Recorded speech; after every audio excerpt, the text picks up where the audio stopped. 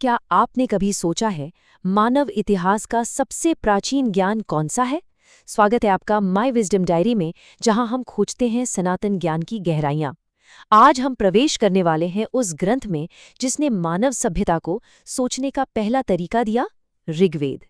इस ज्ञान यात्रा में हम एक ऐसे आयाम की गहराई में उतरने जा रहे हैं जो सिर्फ बीता हुआ इतिहास नहीं है। सच मानिए, ये मानव चेतना की सबसे पहली और सबसे पुरानी गूंज है। एक ऐसा अद्भुत ग्रंथ जो हमें सनातन धर्म की बिल्कुल शुरुआती जड़ों तक ले जाता है।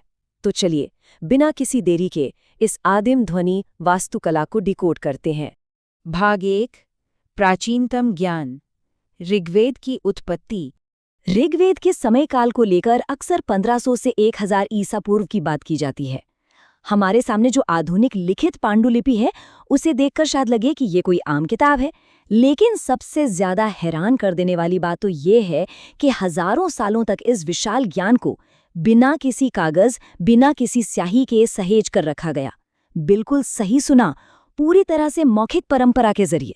सोचकर ही रोंगटे खड़े हो जाते हैं कि कैसे पीढ़ियों तक ये ज्ञान केवल और केवल ध्वनि के माध्यम से एकदम सटीक रूप में आगे बढ़ा। सनातन धर्म में ज्ञान की पूरी संरचना कैसे काम करती है, ये समझना बहुत जरूरी है।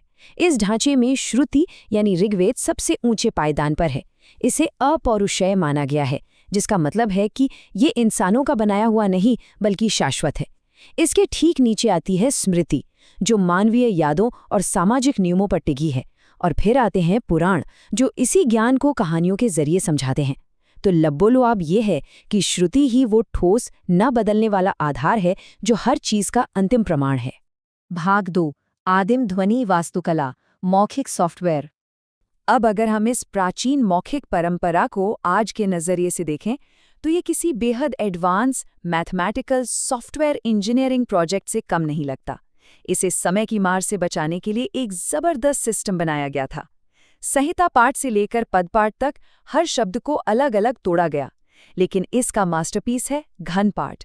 ये एक ऐसा जटिल गणितीय क्रम है जहां शब्दों को 1 2 2 1 1 2 3 के पैटर्न में आगे पीछे बुना जाता है। आसान भाषा में कहें तो ये एक अटूट एरर करेक्शन कोड था। इसी तकनीक ने तय किया कि हजारों सालों बाद भी एक भी स्वर या मात्रा अपनी जगह से न खिसके। और जरा अंदाजा लगाइए कि ये सारा जटिल गणित कितने डेटा के लिए किया जा रहा था? 10,600। जी हाँ, 10 मंडलों और 1028 सूक्तों में फैले 10,600 से भी ज्यादा मंत्र। इतने विशाल डेटाबेस को इंसानी दिमाग ने बिना किसी हार्ड ड्राइव के एकदम त्रुटिहीन रूप से याद रखा। ये मानव स्मृति की क्षमता का ऐसा उदाहरण है जिस पर यकीन करना आज भी मुश्किल लगता है। भाग 3, दृष्टा और ऋषि, लेखक की नई परिभाषा। आज हम किताबें लिखने वालों को लेखक कहते हैं, जो अपनी कल्पना और सोच से कुछ नया रचते हैं। लेकिन ऋग्वेद के मामले में ये अवधारणा बिल्कुल अलग है। यहाँ कोई लेखक नहीं बल्कि दृष्टा या ऋषि है। दृष्टा कुछ नया नहीं बनाते, वे तपस की गहरी अवस्था में जाते हैं, एक उच्च चेतना में प्रवेश करते हैं और उस अनाहत नाद को सिर्फ सुनते हैं जो इस ब्रह्मांड में पहले से गूंज रहा है। वे किसी कहानीकार की तरह नहीं बल्कि एक ट्रांसमीटर या माध्यम की तरह काम करते हैं। इन अद्भुत मस्तिष्कों की सूची बड़ी लंबी है। इसमें ऋषि विश्वामित्र हैं, जिनके जरिए दुनिया को शक्तिशाली गायत्री मंत्र मिला। ऋषि वशिष्ठ हैं, जो अनुष्ठान और नैतिक नियमों के साक्षात प्रतीक माने गए। लेकिन यहाँ जो बात सबसे ज्यादा दिल छू लेने वाली और प्रेरणादायक है, वो है ऋषिकाओं यानी महिला दृष्टाओं की मौजूदगी।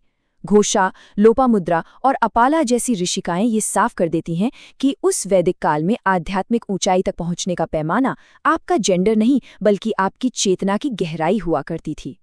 भाग 4, ब्रह्मांडीय नियम, बाहरी और आंतरिक संसार। शुरुआती दौर में इंसानों ने खुद को कुदरत की इन विशाल शक्तियों के साथ कैसे जोड़ा होगा? इसका बहुत ही सुंदर जवाब है ऋत।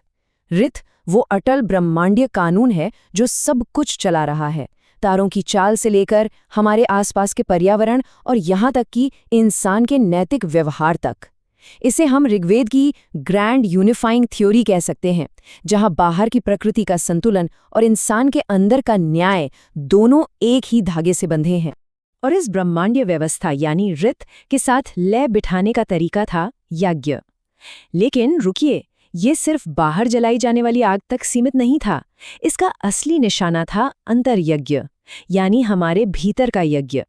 अपनी छोटी छोटी इच्छाओं, अपने लालच और अहंकार को अपनी उच्च चेतना की आग में स्वाहा कर देना। देखा जाए तो ये एक बेहद गहरी मनोवैज्ञानिक और आध्यात्मिक ट्रांसफॉर्मेशन की प्रक्रिया है। इस पूरी प्रक्रिया में वैदिक देवताओं की भूमिका बहुत ही दिलचस्प है। अग्नि, जो सिर्फ आग नहीं बल्कि बदलाव की ऊर्जा है। इंद्र, जो ज्ञान के प्रकाश और असीम वीरता का प्रतीक है। सोम, जिसे हम शुद्ध हो चुकी चेतना का अमृत कह सकते हैं। और वरुण, जो इस पूरे ब्रह्मांडीय और नैतिक कानून की रखवाली करते हैं। समझने वाली बात यह है कि ये सिर्फ प्रकृति की बाहरी ताकतें नहीं हैं, बल्कि ये हमारे अपने मन के अलग अलग स्तरों और चेतना की गहराइयों को भी दर्शाते हैं। भाग 5, एक सत्य की ओर, दार्शनिक शिखर। जैसे जैसे हम ऋग्वेद के पहले और 10वें मंडल में प्रवेश करते हैं, पूरा नजरिया ही बदल जाता है। अनुष्ठान पीछे छूट जाते हैं और सामने आती है एक बेहद गहरी दार्शनिक खोज। भारतीय दर्शन का सबसे क्रांतिकारी बीज हमें यहीं मिलता है। एकम सत विप्रा बहुधा वदंती, यानी सत्य तो एक ही है, बस ज्ञानी लोग उसे अलग अलग नामों से पुकारते हैं। यही वो पंक्ति है जिसने अद्वैत या नॉन ड्यूअलिज्म की नींव रखी। ये विचार आज भी दुनिया में बहुलवाद या प्लूरलिज्म का सबसे मजबूत आधार है, जो बताता है कि सारे रास्ते उसी एक सत्य तक जाते हैं। ये प्राचीन संस्कृत श्लोक सिर्फ कुछ प्रार्थनाएं भर नहीं है, ये इस बात का जीता जागता सबूत है कि उस समय कर्मकांड, तर्क शक्ति और आध्यात्मिकता कितनी बारीकी से एक दूसरे में रचे बसे थे। ये श्लोक इस विशाल ब्रह्मांड और एक अकेले इंसान के अंदरूनी अनुभव के बीच एक पुल का काम करते हैं। यहाँ आकर भौतिक दुनिया के नियम और आत्मा के गहरे रहस्य एक हो जाते हैं। भाग 6, आधुनिक प्रासंगिकता, जीवित गूंज। अब एक लाजमी सवाल ये उठता है कि हजारों साल पुराने इन मंत्रों का आज की मॉडर्न दुनिया में क्या काम? असल में इनकी जरूरत आज सबसे ज्यादा है। पृथ्वी माता के सिद्धांत को ही ले लीजिए। ऋग्वेद हमारी धरती को सिर्फ इस्तेमाल करने की चीज नहीं मानता, बल्कि इसे एक जीवित, पवित्र सत्ता के रूप में देखता है। आज जब हम भयंकर ग्लोबल वार्मिंग और इकोलॉजिकल क्राइसिस से गुजर रहे हैं, तो प्रकृति को माता मानने का ये वैदिक नजरिया ही हमें बचा सकता है। ये हमें याद दिलाता है कि प्रकृति से हम जो कुछ भी लेते हैं, उसे सम्मान के साथ वापस लौटाना भी हमारा ही फर्ज है। अपनी इस गहरी खोज के आखिर में हम नासीदी सूक्त के उस मशहूर और महान दार्शनिक सवाल पर आके खड़े हो जाते हैं। आखिर कौन जानता है और कौन बता सकता है कि ये सब कहाँ से आया और सृष्टि की रचना कैसे हुई? ऋग्वेद हमें सब कुछ थाली में सजाकर नहीं देता। इसके बजाय ये हमारे अंदर इस ब्रह्मांड को समझने की एक कभी न खत्म होने वाली प्यास जगा देता है। क्या हम इंसान कभी इस कैसे का पूरा सच जान पाएंगे? इसी गहरे चिंतन और सवाल के साथ हम आज के इस विश्लेषण को यहीं विराम देते हैं। इस अद्भुत बौद्धिक सफर में साथ बने रहने के लिए बहुत बहुत धन्यवाद।